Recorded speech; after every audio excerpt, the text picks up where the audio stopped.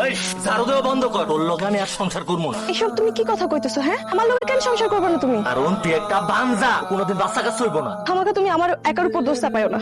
এই নে সে পরীক্ষার রিপোর্ট, এই রিপোর্টে সাফ সাফ লেখা আছে সমস্যা তোর, আমার কোনো সমস্যা নাই। আরে লাঠি মেরে এই বাড়ি থেকে বাইর করে দেই। আম্মা ঠিকই কইছে তুহিন, এই বন্ধ অপয়া অলক্ষীর সাথে তো সংসার করা লাগবে না। আমি আমার স্বামীর বাড়ি ছাইরা কোথাও যাবো না। আমি তোমার পায়ে পড়ি, তুমি আমার বাড়ি থেকে বের করে দিও না। আর যদি তুমি আমার লোকের সংসার নাই করতে চাও, তুমি আমার গলা টিপা মাইরা ফেলাও, তাও তুমি আমার বাড়ি থেকে বের করে দিও না। ঠিক আছে, তুই যেহেতু এই বাড়ি থেকে বাইরে হবি না, তোরে আজকে আমি গলা টিপে মেরে ফেলাম। কি করো আর বাপেরে খবর দে। বাবাজি, আমার মাইয়া তুমি বার করে দিও না, আমার মেয়ে অবশ্যই মা হইব।